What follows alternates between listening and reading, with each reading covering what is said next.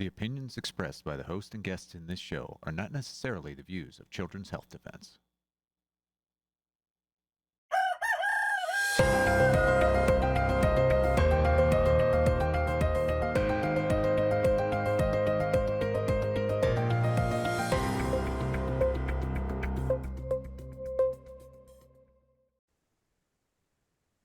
Well, good morning, CHD. It is Monday, June the 29th, 2026, and we're live here at CHD TV. In just a second, we're going to be bringing on Mack Rosenberg to give us an update on the legal issues at Children's Health Defense. Then we're going to go to Kate Shemirani, one of my favourite guests ever, to come on CHD TV. She's going to be live from England. And then we're going to go to Vera Sharav, who's going to be talking about her new book, Never Again is Now Global, and she has some serious warnings for us all. So it's an important show today. So let's start with Mack Rosenberg. Good morning, Kim.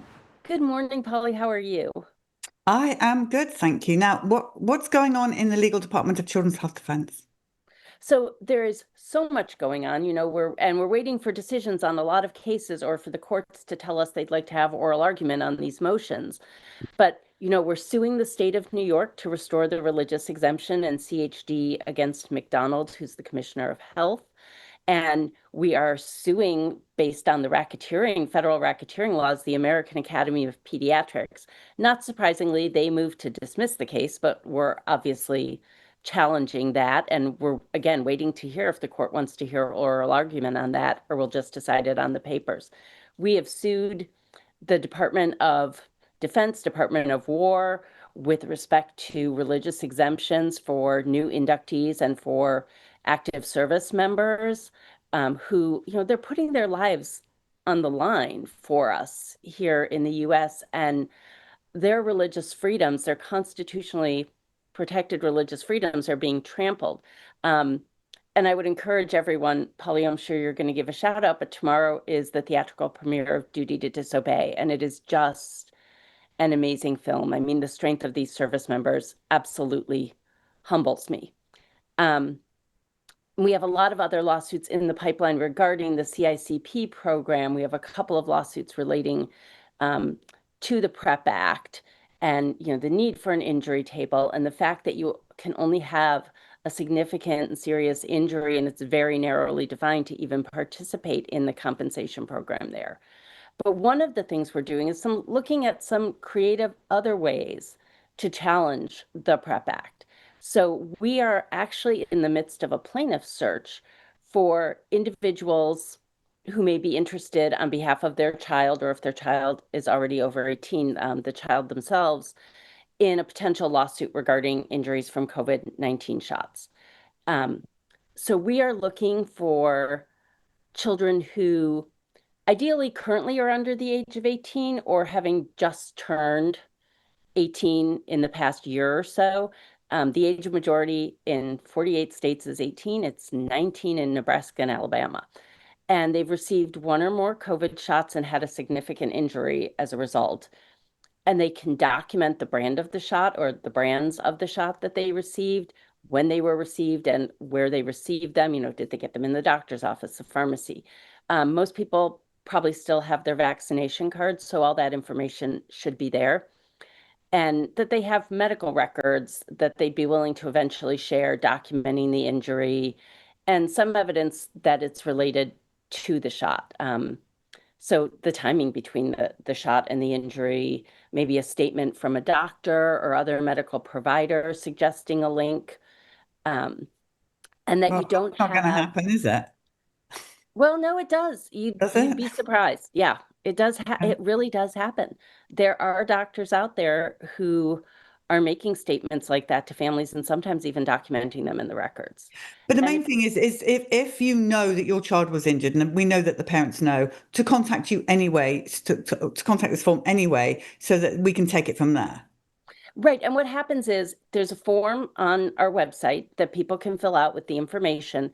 And then someone from the legal department will get back in touch with them, and we will set up a phone call, a Zoom call, and spend anywhere from a half hour to an hour or so with you talking about your child's injury. And it's a hard thing. We've done some of these injuries. It's a very difficult thing for everyone involved to hear about children being injured this way. It doesn't, as a lawyer, I have to give the caveat, we don't create an attorney-client relationship by this call, and we can't guarantee that you'd be asked to participate in any lawsuit. And we would work with outside counsel in bringing the lawsuit. So we would, when we have some good candidates, we're going to be passing them on to lawyers we work with to talk about next steps. So it's an exciting thing, and we really do appreciate people's interest. And also, your own child hopefully has not been injured, but if you know someone whose child was, and they may be interested, please pass on that information because it's so important. And Polly, going back to your question about, would doctors really say that? We have, a death certificate in the Watts case where they actually said it was his death was caused by the COVID-19 shot. He had myocarditis very severely and passed away pretty quickly after his second shot. So there are doctors, medical practitioners out there who are willing to say that. Not everyone, for sure, but there are some who will. Okay, and so to the parents out there listening, so if your doctor is saying it's absolutely nonsense and you're crazy, find another doctor and find one of our doctors. So that I just got post-traumatic stress from when Billy got injured of the doctors. No, I know. I get it. I get it too. I 100% understand. As you know, Henry is injured. So now, Kim, this link will be in the show notes for people to click on if they need it. There it is, seeking potential plaintiffs for COVID-19 vaccine injury litigation. So click on that and you will get some help. And Kim, thank you so much. I just want to say one last thing outside of everything. Kim, Mack Rosenberg, our general counsel, is not wearing AirPods. Those are earrings. Those are earrings, yes. I'm afraid, just to say that our viewers really are AirPod, they hate them. And so I just wanted to just make that clear. These are earrings, not AirPods. I have a wired headset for when I wear a headset. Okay. Kim, thank you so much for being on this morning and updating us. Do come back on again and let us know how everything's going. Oh, thank you so much, Polly. All right, everyone. Now we're going to go live to England to Kate Shemirani. Good morning, Kate. Thank you for waiting. Good morning. How are you? I was listening. It was very interesting listening to that because a lot of parents are very, very scared to speak out. Yeah. Very, very scared. And what I will say to anybody listening who has a friend or a relative whose child is injured, it's only when we come together collectively that we can stop this. Vaccines are now at an all-time low. And so these Satanists, these hobgoblins, these soul collectors, and their little minions of darkness that are still working in that arena, either doing it or keeping their gobs shut, waiting for their golden handshake pensions, which makes you just as culpable. Oh, have I lost you? But anyway, it's just B footage going up from there. I was going to say, for any of you out there, don't be afraid. Don't be afraid at all, because the reason they continue to do it is because they're getting away with it. There's people willing to inject this stuff. So it doesn't matter how many people bring it to market. It doesn't matter how many people say it's a guideline. They still need the useful idiots to inject it. This is why they give these doctors the golden handshakes to prescribe it.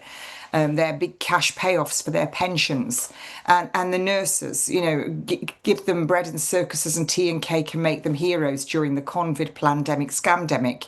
They're all sitting there. Oh, well, I don't want to say anything. Well, good, you're part of it then. Unless people turn around, the nurses that are injecting are the worst, because they could all say no. But unless people turn around and stand together and say, we're not having it, nothing is going to happen. They're relying on children in care, elderly, disabled, people that don't have capacity. And, you just stand up. They won't do anything to you. They're not going to do anything to you. It's already been done. They've already damaged your child. Yeah, and you owe it to your child. You owe it to your child to stand up. That's what I've... Well, you owe it to every other child that comes after, because we are all ultimately one. And I can talk firsthand on losing a child and watching, I was that stupid, ignorant woman. And I say stupid because all the evidence was already there, but I didn't look at it. I was lazy, I believed, because I was a nurse. And And then, when I got sick and when I also started to notice things in my children, and then my son collapsed as well and was in a wheelchair for a year when he was 17. This is when I realised everything that was going on. And that's from vaccination, he collapsed. Well, the only thing my twins were born 5.5 weeks early, and this particular day they weighed 4 pounds and 5 pounds 6, and they had jaundice. And they were born by caesarean section. So straight away, you've got a premature baby and you've got a weak diaphragm because you've got a caesarean section. Straight away, you've also got deficiency in the microbiome in the gut, which they'll never get back.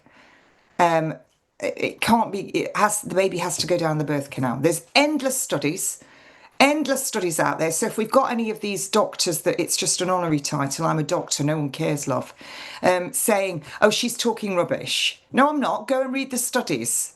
There are endless studies showing that premature babies or babies that are born by caesarean have a weak diaphragm. What does that then do? Or if you put your baby in a baby bouncer or a baby walker, you will make the diaphragm more weak. A weak diaphragm, it's not the heart that's the pump. The diaphragm moves everything. The diaphragm is connected to everything. The diaphragm moves the lymphatic fluid around.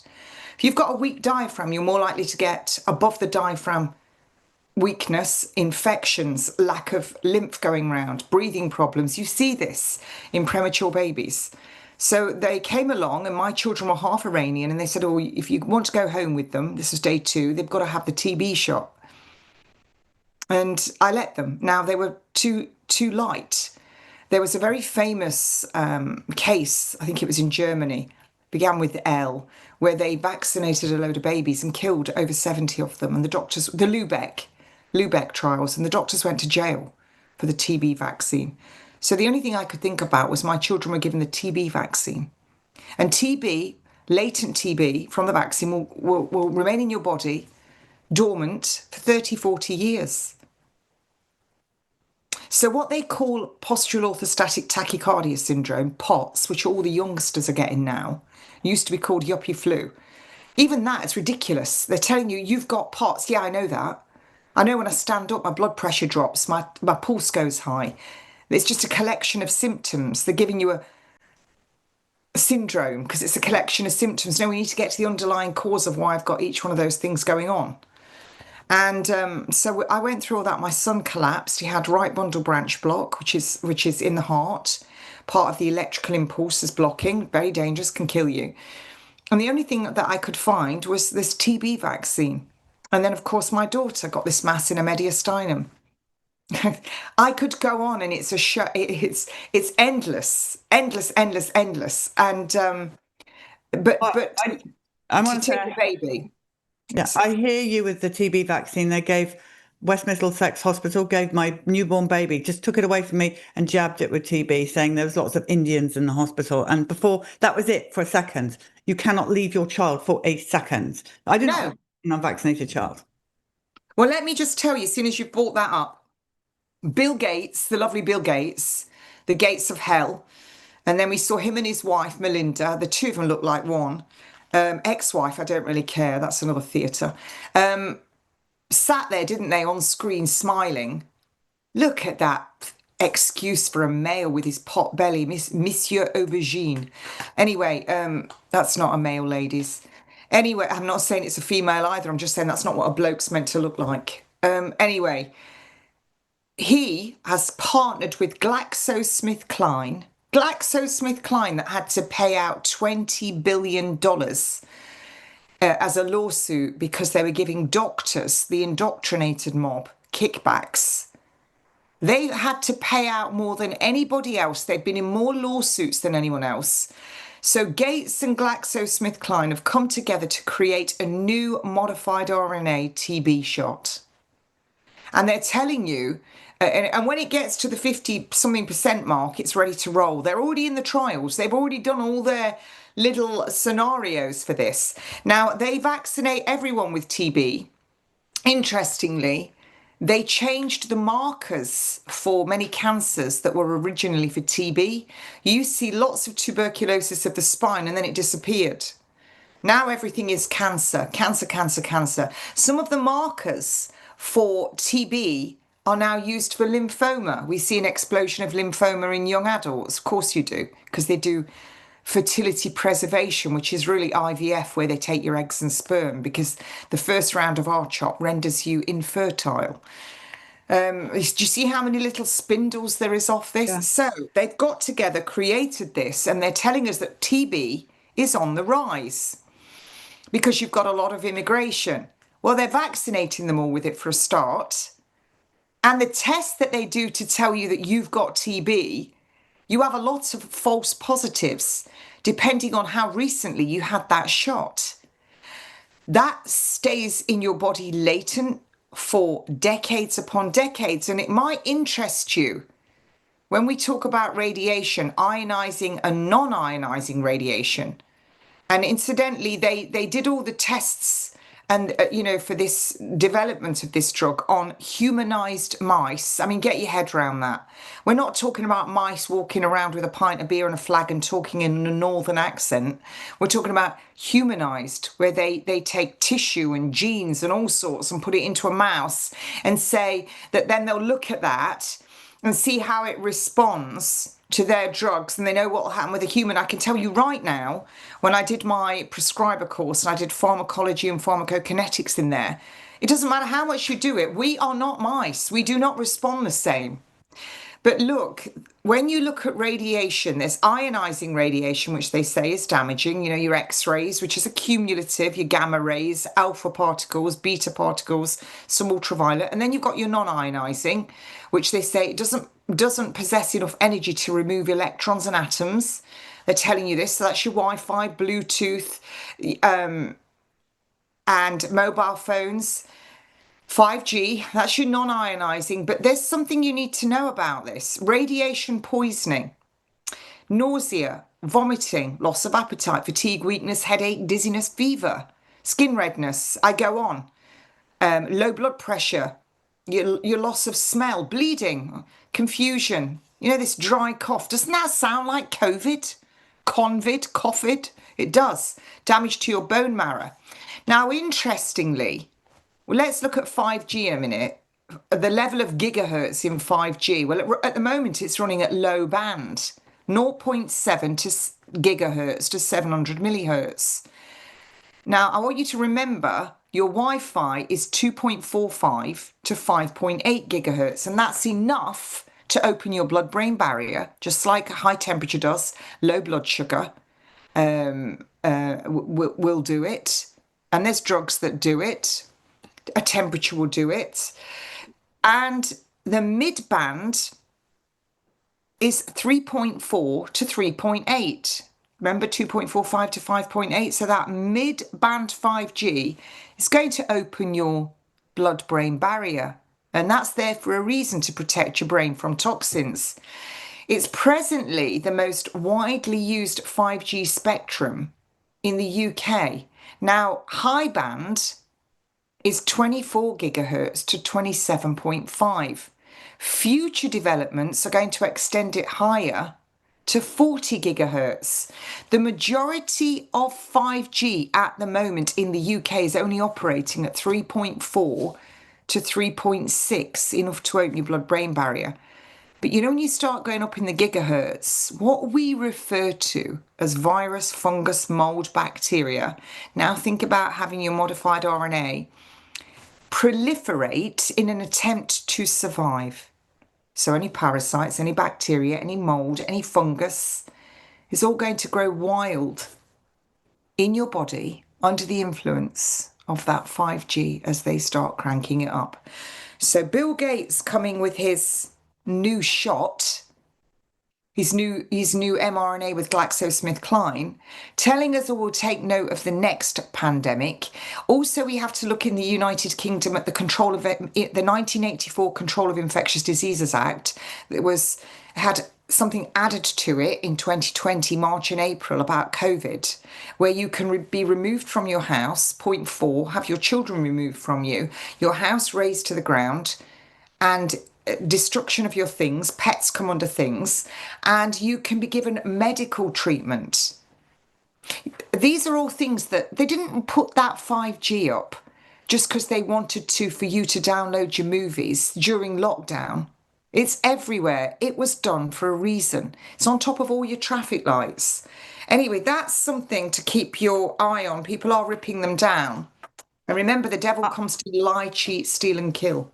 I'm watching the UK is ripping them down. It's pretty phenomenal to watch. They're doing it everywhere. I know. But that's going on. You know, that's the TB Not that vaccine. we advocate for any of that kind of thing, just in case our lawyers are listening, but no. And these are not necessarily the views of Children's Health Defence and all that. Kate, we've got to get to our headline, which people are tuning into, which is about the euthanasia of children. So this is a child under 12 euthanized in the Netherlands, Dutch government confirms. And if you read that article, it says, actually, this isn't the first child under 12 to be euthanized.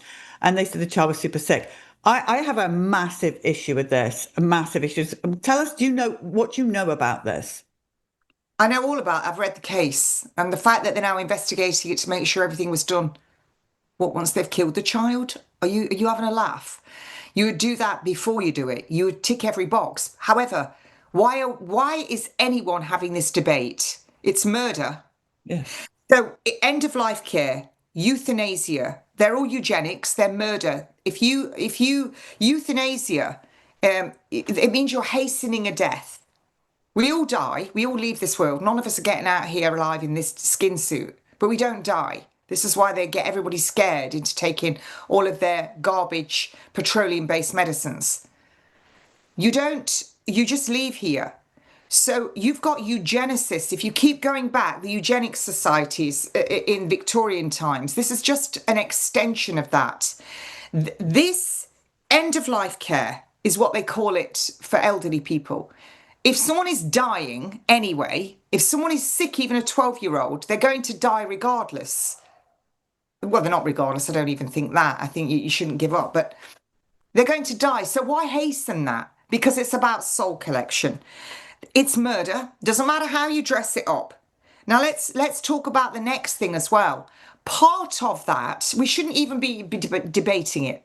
You do not have a right to take a life, be it execution, be it hastening a death. And don't forget, in this country that you're debating here, that you're talking about, you can make a decision with the doctor for your child under 12 to be euthanized, whether they want to or not, because you consider them to be in pain or suffering. Why do people go to the vets with their pets? I just had a cat with a big tumour and waited till and she was fine, getting over the gate. And because they don't want to have to deal with it emotionally. Now there's going to be people saying that's not true. It is true, and I'm going to go through why. They don't want to deal with it. It's very painful for them to see your child or anybody in pain. It's horrible. Even as a nurse of many decades, which I still am trained and qualified, but I was a registered nurse and a prescriber, diploma in personal nutrition, and I worked in the NHS. It's not nice to see someone suffering, going through hideous surgery and treatments, and then there's nothing else, and then they die this horrible death. But to make a decision that you're going to end their life with the doctor when they're under 12 is despicable. It's despicable. There is nobody in this country or anywhere that should die in pain. You have morphine. Okay, they won't be lucid. You also have high THC cannabis oil, which you can give rectally and orally, and that person will be totally lucid and pain-free. But they don't let you do that. In fact, it was an ex-Prime Minister's husband who owns the cannabis farm up near Norfolk, and all that is exported and makes masses of money, but it's not for us povos. So they'd rather, and remember, hospices only get 5% roughly of their money for their drugs. Nobody should die in pain. And for the morons that are in the hospital who don't understand this, who are working there, a therapeutic range. If you give too little of a drug, it's not going to work. It's not going to kill the pain. If you give too much morphine, it's going to depress the respiratory centre in the brain and you're going to stop them breathing, which is why they give midazolam to paralyse the diaphragm with the morphine, and you put the person to sleep because you suffocate them. That's end of life care. But the more morphine you give to get on top of the pain, what kills them first anyway? The depression of respirations or the disease. However, there's no need for them to go out of that pain therapeutic range, because this is why you have to give their drugs bang on time and not be late. Because as soon as you're late, for you nurses who don't understand, you're not prescribers, you go below that therapeutic range and that patient will never be pain-free. So Kubler-Ross, who came up with the stages of grief, many of you may know about them. First there's denial, and then you have anger, and then eventually you become to acceptance, and you can go backwards and forwards, and it takes approximately 2 years, they say, for people to go through the stages of grief. That was actually published that they said, provided the patient is pain-free. I don't like the word patient actually, because it means to suffer and endure. Let's call them clients. Provided the client is pain-free, they don't want to die. They want to savor every minute of being alive.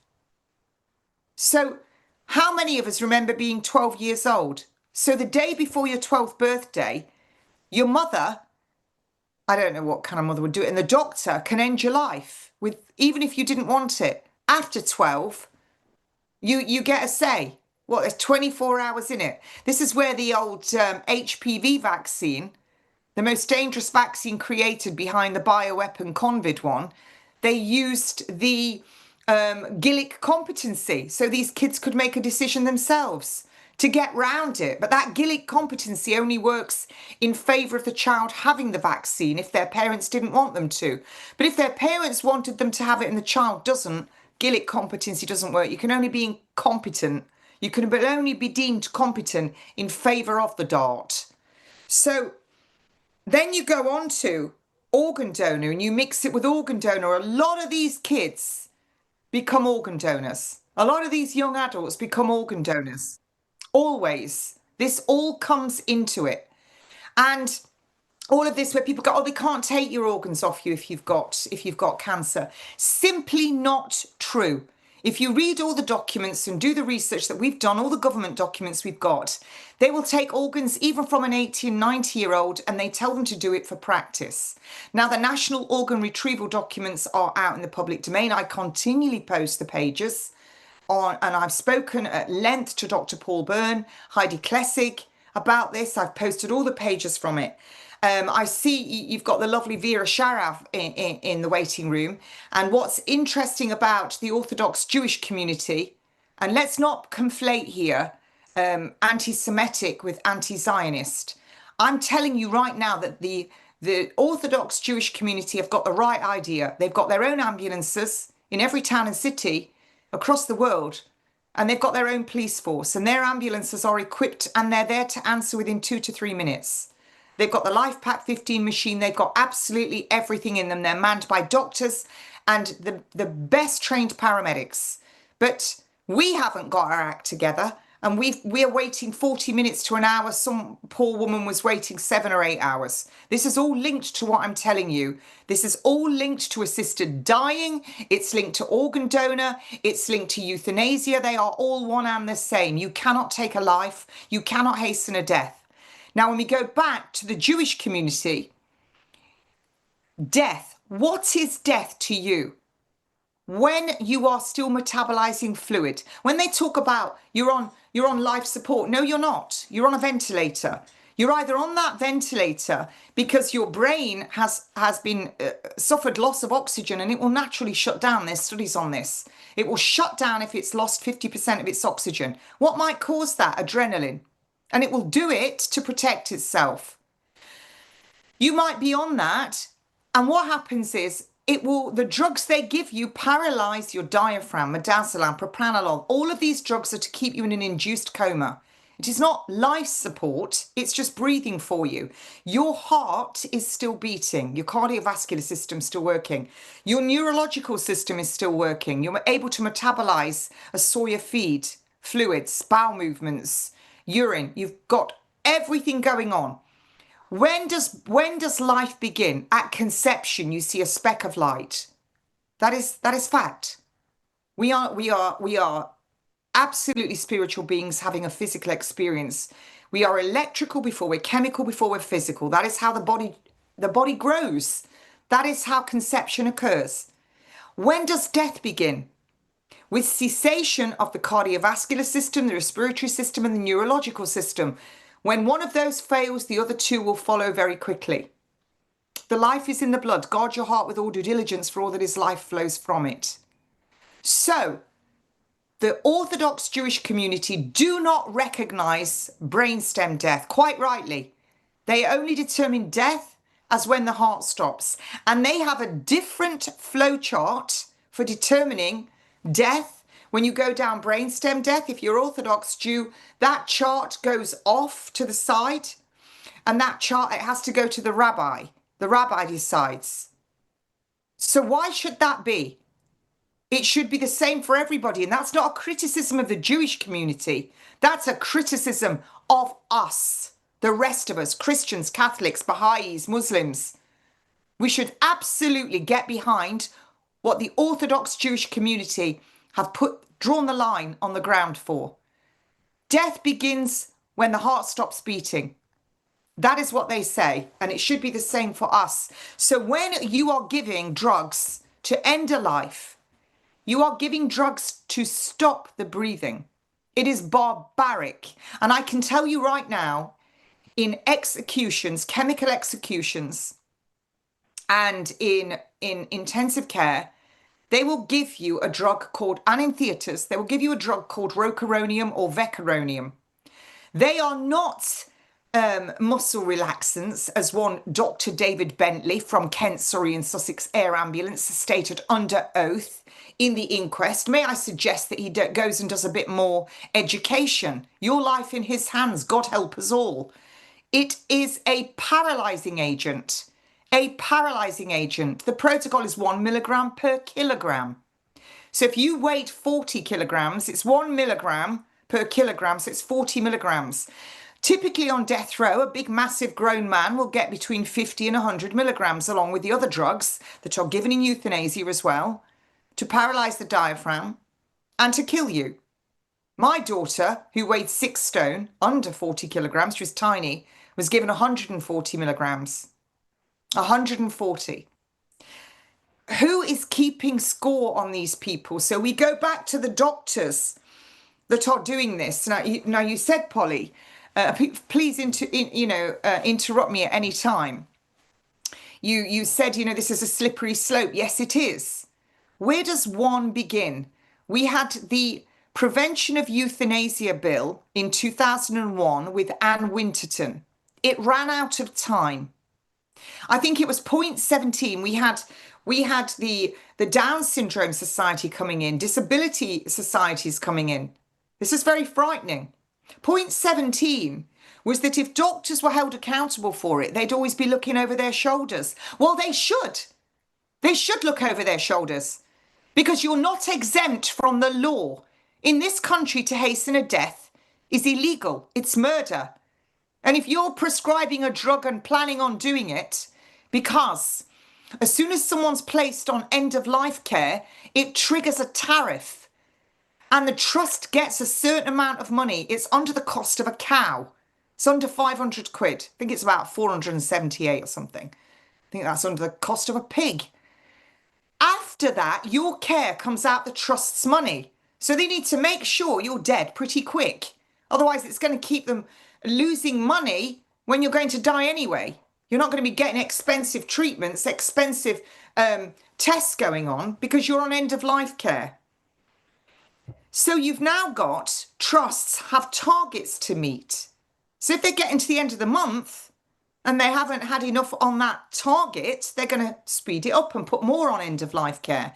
In 2011, it was just over 400,000 could be placed on end-of-life care. Now it's just under 1 million. We exceeded the Holocaust. If you look at all of this, what happened around the world.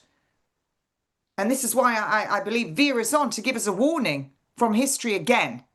Now, I'm not going to debate what anybody believes about any of what happened anywhere. But what I'm saying to you is they are killing from the cradle to the grave. So when you start taking children, after that Prevention of Euthanasia Bill, we've had assisted dying and it ran out of time. And they're now coming back in like a vulture for their second bit in Parliament.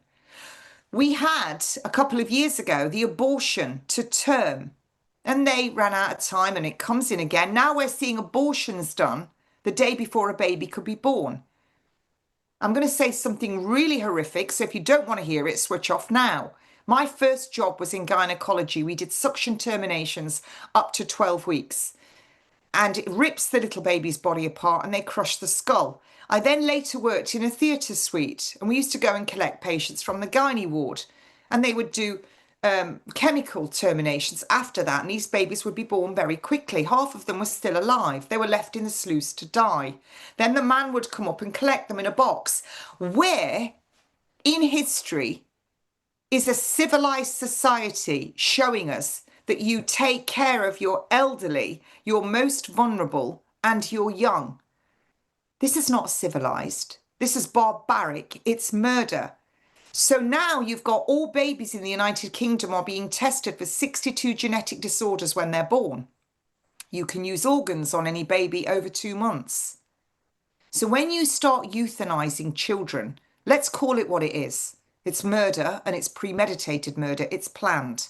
Whether they're under 12 or whether they're over 12, they shouldn't be in pain. And for you nurses who don't know, please go and read Henderson's 1966 quote of what a nurse is.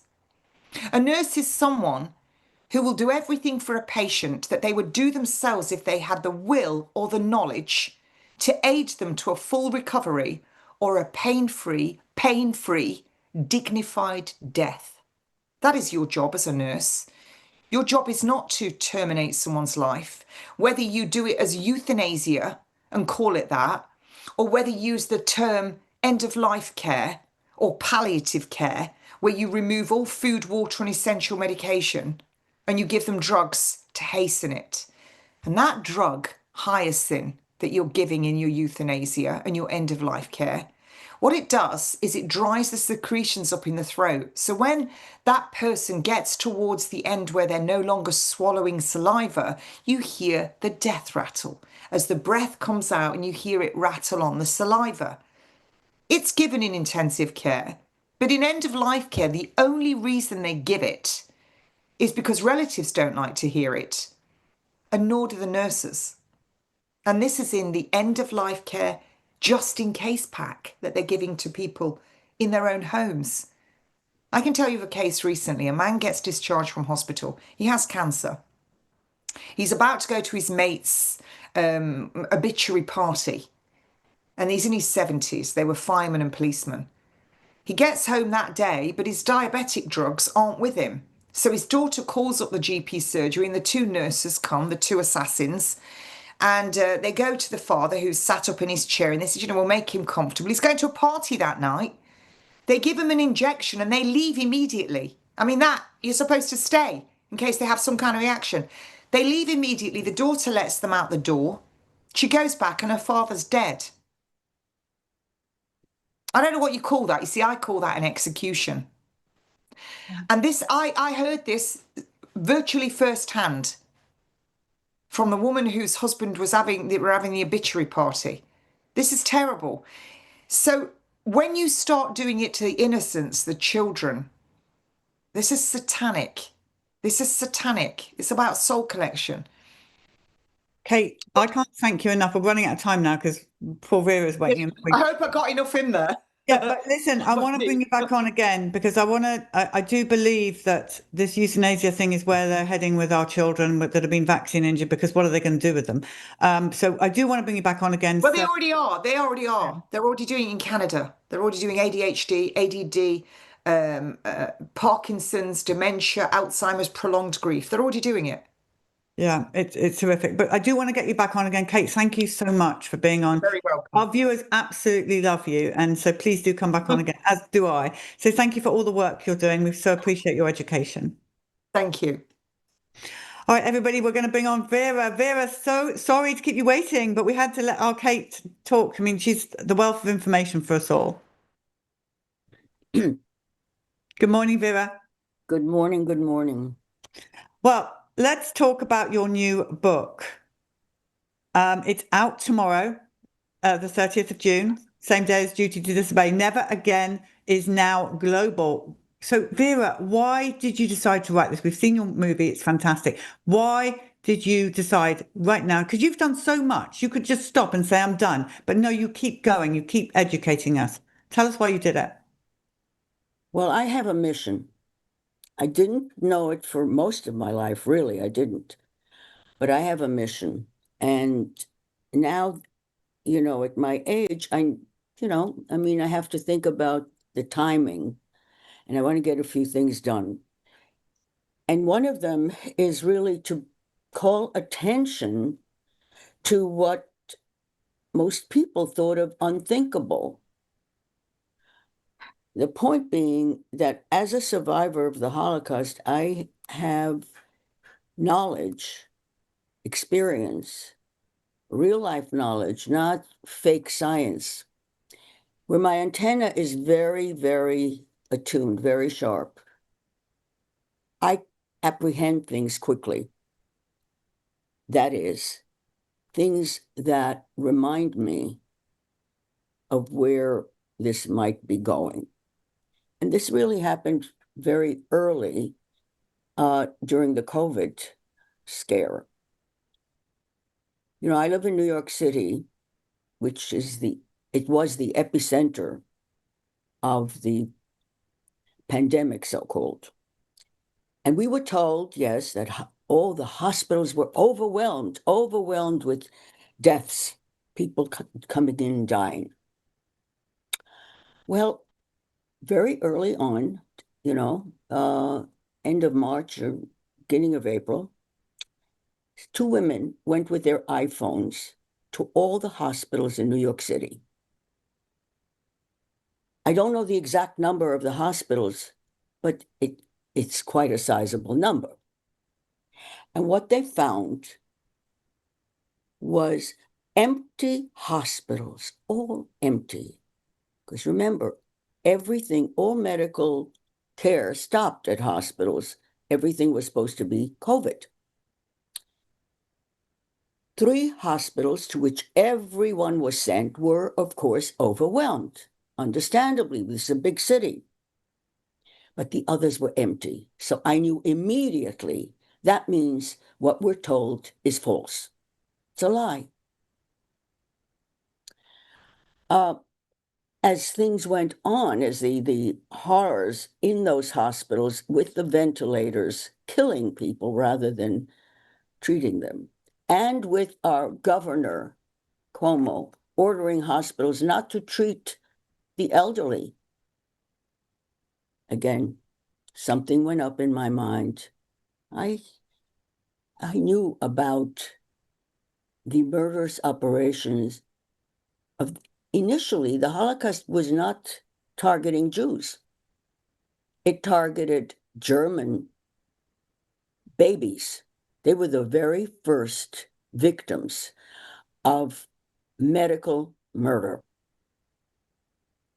Their crime was that they weren't perfect. They had some disability. And the Nazis were obsessed with cleansing the genetic pool of the Aryan race. Well, from the newborn infants, it metastasized, went to older children, then all children with disabilities. Then they completely eliminated the mental hospitals with adults, and then it was the elderly. And one of the excuses was that, well, they needed the hospital space for wounded soldiers who were more valuable than those they deemed unworthy of life. They had very specific categories designating value, putting a value on human beings' lives. And that's what I recognized was happening during COVID. The hospitals were following a protocol that has, in fact, been adopted in Obamacare, which puts a value on human lives, not by ethnic a category, but by age. The most valuable are teenagers and young adults because they will have a long work life span. The least valuable are babies and the elderly. Sound familiar? Unfortunately, it is. That's what made me kind of say, we've got to show where this is really going, and that there is a master plan. This doesn't happen by chance. It doesn't happen by chance. And it became global. It was no longer Aryan European versus the colored world and Jews. They could have picked any minority and demonized them. But the fact that really the perpetrators of the Holocaust were not really just Hitler and his gang, that's nonsense. Well, I delved in quite a bit into the history at the time, and I turned to a whole group of experts in various fields, and that included scientists and doctors and historians, journalists. I wanted multiple points of view, not just me speaking. And that's what the book is. The book is trying to alert people this is much darker than a virus or an epidemic. They are attacking all of humanity with multiple weapons. Those who are the puppeteers are giving orders to all heads of government, really, because everyone is marching the same way. We've had what we thought was a big revolutionary election. Hey, do you really see a big difference between the Democratic Party and the Republican Party? I don't. The major thrust is still there. And what is said in the morning does not necessarily hold by the evening. We've got very erratic political machinery going on. People would like to believe that there's a big difference. I don't see it. The contracts are still there for billions of dollars for the mRNA. By now, most people realize that these were not really vaccines, but are bioweapons. That technology has now metastasized. They want to use it for all vaccines, right? The mRNA. Well, people should read Dr. Sucharit Bhakti and Karina Rice. They have a chapter about the RNA and about the immune system, our precious immune system that protects us from foreign elements that are poisonous of any kind. And they essentially, these vaccines were meant to take away the immune system, make it dysfunctional, not recognize the enemy. Vera, you talk about babies and the elderly being the ones that they want to wipe out. What about now the fact that we have like 1 in 30, we don't even, there's way more than that, adults, babies, children that are completely injured to the point where they may not be able to contribute much to society. So they need to get rid of them because, this is their talking, they need to get rid of them because there's not enough people to even look after them. So are they now at risk? Because I feel like with what we've just seen with Kate, that they are at risk. Well, it's going in stages, and Canada is way ahead of the game, right?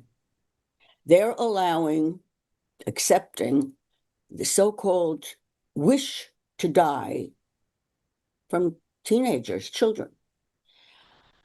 this didn't happen overnight. You see, one of the things that I try to persuade people with the book is nothing happens by chance. Public policy is, it's crafted. It takes a whole lot of backroom negotiating, how to launch different elements. Now, they have been quite open about the need to depopulate a good deal of this. This is not, these aren't throwaway phrases. This has meaning. This has murder. And just as the Holocaust could not have happened without the doctors, the medical academies, all were involved. It wasn't just a few doctors like Mengele. Oh, no. The entire academic medical establishment was involved. They published articles in journals about research that they did on cadavers who had been murdered, both those who had been shot for political reasons and concentration camp experiments. This was all quite open. And does the book just warn, or does it give advice as well? Does it tell people what they need to be doing to fight this? The first thing that we need to do is to learn to say no. Okay. Disobey. That is really the it. And that is what saved my life as a 6-year-old. And that 6-year-old has really resurfaced a great deal in me now. And she is someone I can't ignore. And when she feels that I'm threatened, oh my God, all hell breaks loose. And I mean that. And it's mostly with people I'm close to. If there's something, if somebody is betraying me or something, that's when she comes out and says, get rid of them, out of your life. It's a very, very strong, propelling reality. I recognize threats no matter how they're disguised. And, this idea of trust the experts, trust the science. What is the science? There's no such thing. Ask real scientists. There's no such thing as the science. Science is something that evolves and changes all the time as new information is gathered. Science is like art. People discover things often by chance, not through repeating over and over the same experiments. That's called validation or peer review, and all that is just facade. It's been totally commercialized, and it's a fig leaf to hide what's really going on. Because now 30 years ago, when I began to get involved in the science and that was psychiatry, and when I heard the phrase controlled clinical trials, I said, oh, sure, whoever pays controls the trial. And they said, oh, no, Vera. And I got a whole lecture about controlled clinical trials. Well, guess what? When you look really at peer review, what are you seeing? One professor says this was a good scientifically valid study, and then he does a study very similar and gets a similar review, and this goes on and on and on. It's all within a club. They're not thinking out of the box. The box is there.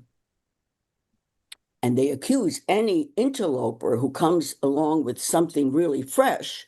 Oh no, that's not allowed because you're in the wrong lane.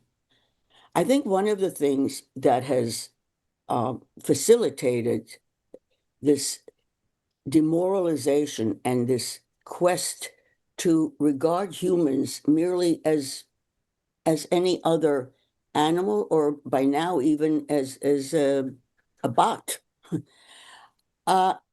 is the medical field is very much like the military. Okay. And, rank and all that means a great deal. And you do not question authority. That's the worst kind of thing for humanity. You always have to question.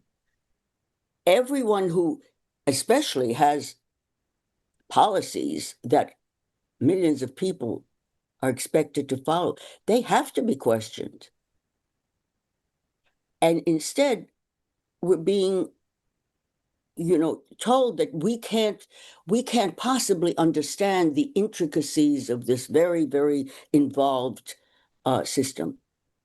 That's not true. I'm finding that the most wide awake people as to what is going on and that they're being lied to are people in the working class, those who don't have lots of initials after their name.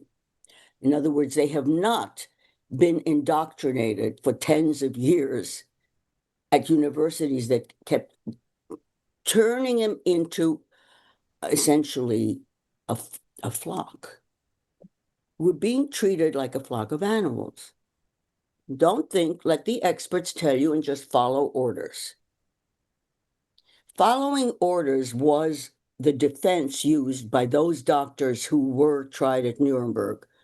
And by the way, this was just, again, it's the tip of the iceberg. There were only very few who were held accountable. But they used that argument, and the legal panel said, no way, that's no excuse. You are responsible for your own actions, no matter what you're being told by someone else. We have to remember that. Every human being, we're told we're made in the image of God. As I understand that to mean, we are responsible for our own actions. We have choice. We choose to go right or left. We choose to do the right thing or to take advantage of a situation and commit murder. Vera, is everything, do you think, run on fear? I mean, I have family members in England that just don't get it. They listen to the BBC World Service. I cannot. They just think I'm completely crazy, and they just toe the line and do as they're told. So is fear what drives it? Because I don't know what made me vaccinate my son with measles when I had measles as a child. Was it fear? Was it obeying the white coat because he's a doctor and he's cleverer than you? So you're taught to believe as a child at school? So I just trying to figure out how we break through to these people because we don't want them to get hurt. They're going to get hurt. Yes. All I can say is the more that's come out more recently, willy-nilly, a shift is happening within the population. I do not believe that they could lock the world down again. People are not going to go for it. That's a big deal. And they know it.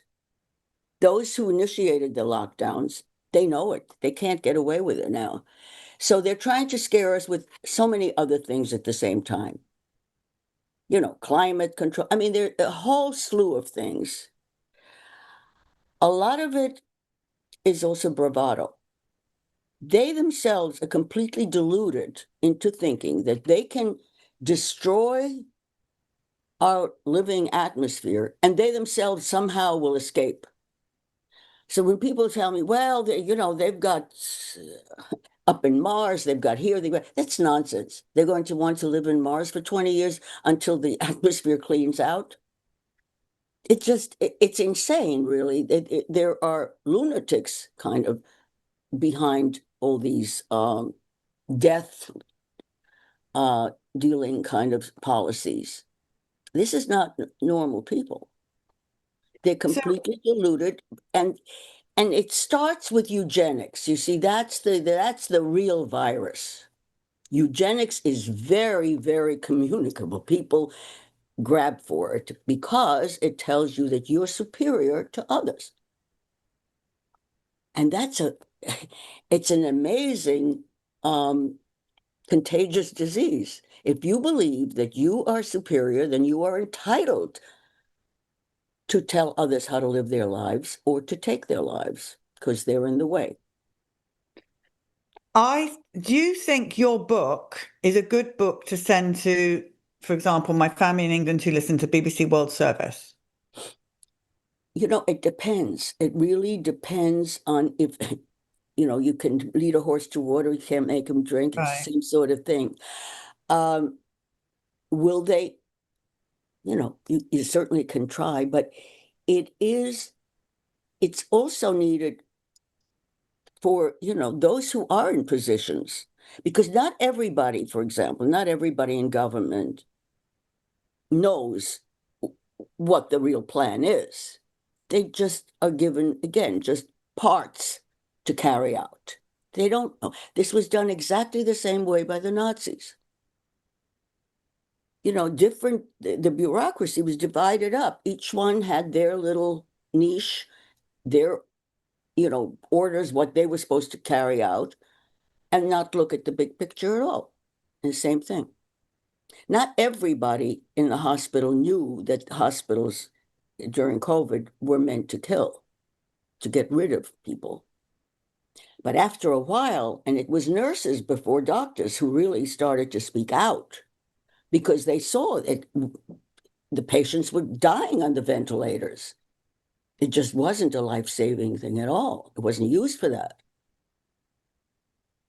So, Vera, your book is out tomorrow, and how can people get it? Because it's so important. This is history. We have to get this book.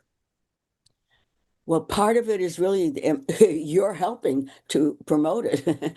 I mean, it's available on Amazon. It's available. It'll be available on many. I'm getting all kinds of requests to, you know, to promote it and all that. Those people who know anything about me know that I speak truth. I'm, you know, I don't make any money on any of this.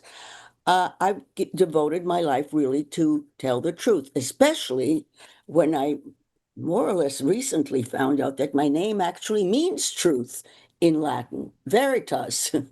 So there's nothing that will dissuade me from the course that I've taken. I'm trying to alert people to understand that this is not just happen chance and that they can't do anything about it. Yes, you can.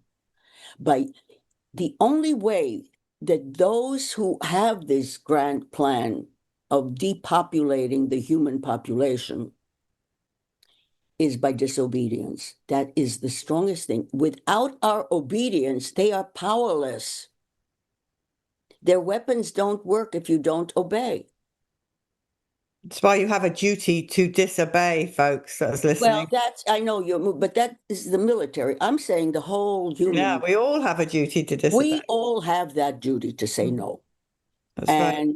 And you know, one of the aspects, and I'll expand on that later on in maybe another book, which I did in the documentary. It's very important to show and to identify and to honor those who did stand up, whether it was in the Holocaust then or COVID now, who did, doctors who lost licenses now. This is terribly important. I want to just also say, and this is not so much in the book, but I also lived through the COVID thing. Okay, I lived through the Holocaust, I lived through COVID. And during COVID, my husband died actually in April 2020. He had been sick long with a different sickness, had nothing to do with COVID. He was in an assisted living facility. I called the doctor and told him, don't put COVID on his death certificate because he didn't die of COVID. He didn't have COVID. And the doctor told me, I have to. I have to. And I threatened him. I told him, don't do it because I'll fight you all the way. Somehow he not only didn't put it, but he persuaded the hospital to forego something like $50,000. There was a lot of money involved. Hospitals were getting money from the government to identify deaths as COVID related. So the whole facade is just riddled with lies upon lies upon lies. Vera, you're getting a lot of love in the chat from our people. They love you and they're thanking you so much for all that you do for us and have done for so long. And we will be getting your book. Now, to our viewers, if you have questions for Vera, you can write to us because Mary Holland will be having Vera on her book club, her new book club. And so contact us at chd.tv/contact with your questions for Vera, and we will pass them on to Vera and Mary to discuss. And Vera, anytime you want to come on CHD TV, we'd love to have you. So there's so much more to talk about as always. So please Thank do you. let us know. I think that, yes, your audience, after all, is more awake than lots of others. True. That's for sure. I mean, that's part of, they're absorbing the information. That's the point. And what you're asking about your family, those families, those people who don't want to, they're very defensive about maintaining their knowledge of, doctors are right. I listened to the doctor. I know I had that with my sister-in-law in Israel when I tried to talk to her about COVID. And her thing was that we won't discuss it because I believe in the Department of Health, period. Well, that's a closed mind. Yeah. Do you know what? Those people who don't want to hear anything contrary to their absolute belief, they cannot really be that certain if they're afraid to argue. When you are really sure of, your stand, you're willing to discuss. It's when you're really partly not so sure, you're just following, what you're told, but you don't want to say that. Then you don't want to discuss. That's when thinking shuts down. So, for people who should know better, it's willful ignorance. Professionals. I've got a neurologist on my floor in a high rise. He's a neurologist at Columbia University. He was wearing masks until, and he totally. Now, neurologist that doesn't know that restricting oxygen is not too good for the brain, but there it is. So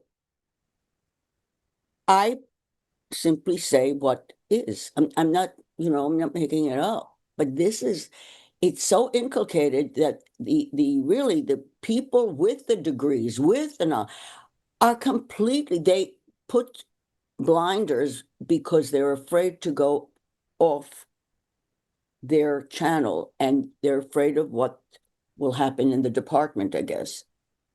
They're really terrorized. Yeah, well, fear is the root of all evil. Thank you, Vera, so much for being on. We're out of time now, but we will get you back on again. And thank you for waiting so long this morning to speak. And again, our viewers love you. We love you. So thank you for what you're doing. And we will be getting your book. Thank you very much. Bye. All right. Bye.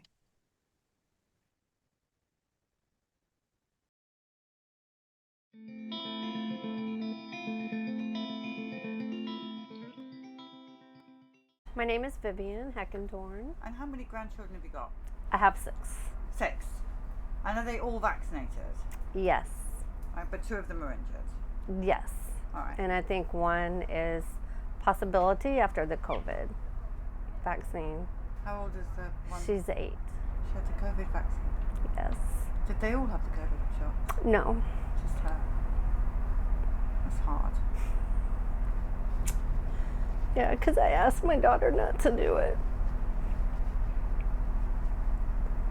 And what did she say? She really didn't, and I didn't even know. She never told me that she vaccinated her. But one day we were in the car, and she was like, I don't have to wear my mask after Friday. And I was like, why? Are they taking the mask away? And she said, no, I got my shot, so I'll be timed out then. So she ended up having a lot of stomach problems after that. She was really sick. They kept going back and forth to the doctor a year ago, and they ended up diagnosing her with C. diff. But she had only been on antibiotics, and one that doesn't really do that. What about your other grandchild? So the other two, one 6, one is 7 now. So during Ike, I was living with them, and not Ike, I'm sorry, Harvey. I went and lived with my son, and the one child was going to be 2, and she had another one that came along, and the 2-year-old, after his vaccine, his MMR, he just quit talking. And the other one, once he was born, he just cried all the time. He just cried a lot. He was just not a happy baby. And the 2-year-old, mom and dad are great parents. And they were on top of it, put him in speech therapy, got him therapy. He is completely recovered, so that we can tell right now. He's in school, he's reading. Do they understand Yes. the dangers of these vaccinations? They do now. So then the second one, she's continually having problems. He didn't meet all of his markers, but he was coming along. He was fine. But he was diagnosed a few years ago with autism. So we did speech therapy, physical therapy, occupational therapy, and then he goes to ABA, and then regular school. His parents are amazing that they stay with that. And I mean, hopefully one day we can find something to help him recover. If you met him right here, you probably wouldn't know, but then if you watched him, you would see. So he's very high functioning. How many children do you have? 3. 3. And of those, all 3 of those children have got children? No, one of them doesn't, just 2 of them. They have 4 children total, and then my daughter has the 2, and that's the ones that were vaccinated. And then another. She now understands or not? I think so, but we don't talk about it. It's something that she doesn't discuss.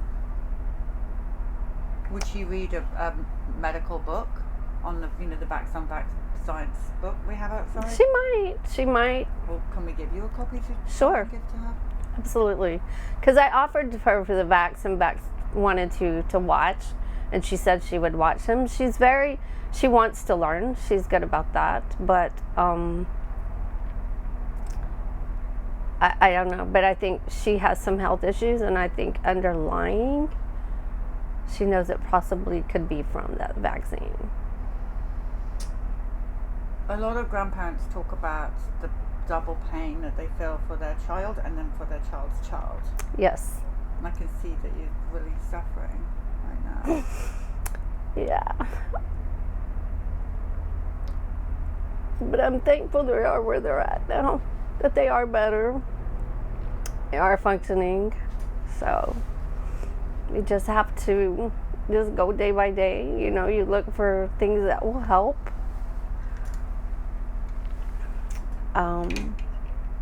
But I'm just glad they have great parents now. Once there's another baby after the second one, and she received her 4-month shots at 5 months, and she's always a happy, happy, happy baby. So this is the 3rd one. And From your daughter? from my son. Your son? So Yes. he doesn't get it, he's still vaccinating?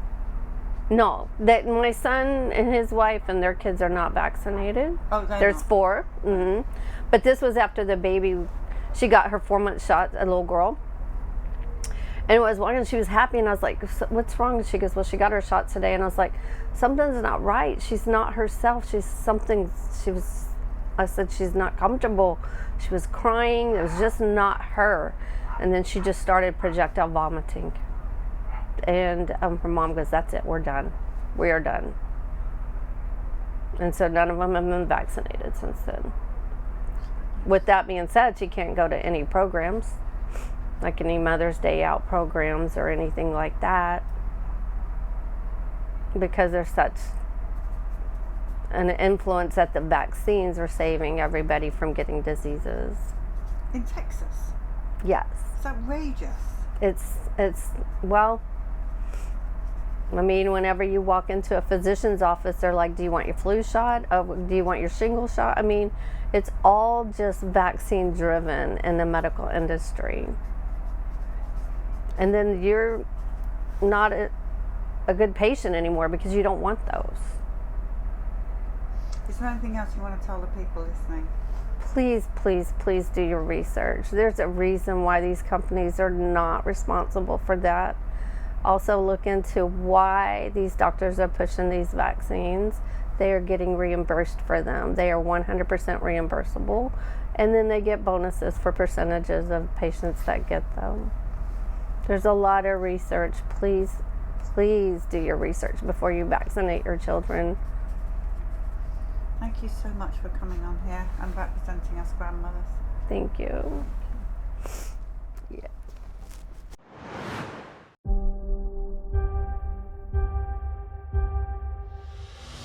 46% of the American people say mandates are dangerous, they're damaging, and vaccine science isn't settled.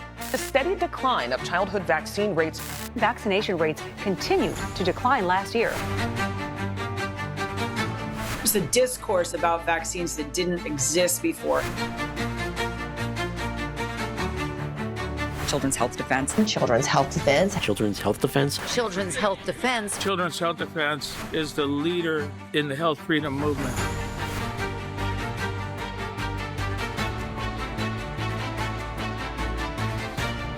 The Department of Health and Human Services is overhauling the immunization schedule, now only recommending 11. We are making recommendations that are science-based, that are common sense. Secretary Hegseth discarding the mandatory flu vaccine requirement. Your body, your faith, and your convictions are not negotiable. People recognize you have to be able to make an individualized decision.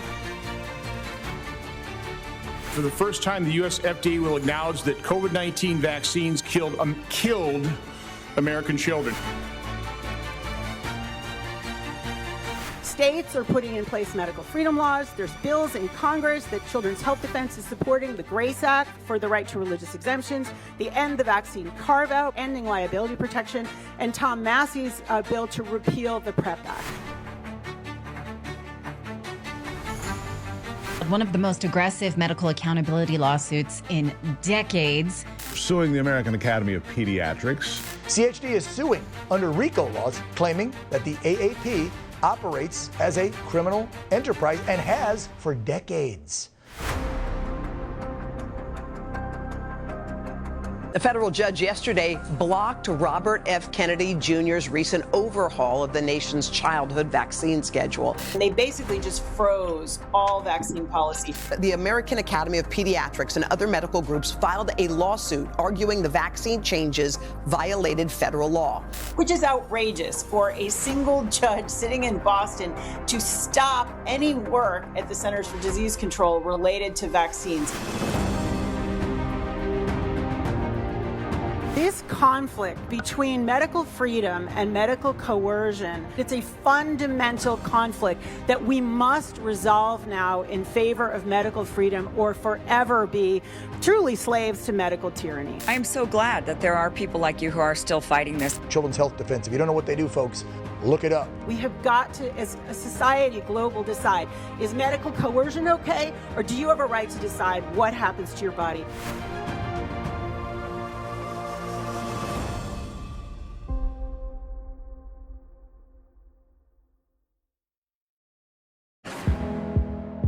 This and all CHD TV programming is made possible by generous support from viewers like you. Please consider making a contribution today to keep our programming going strong. Thank you.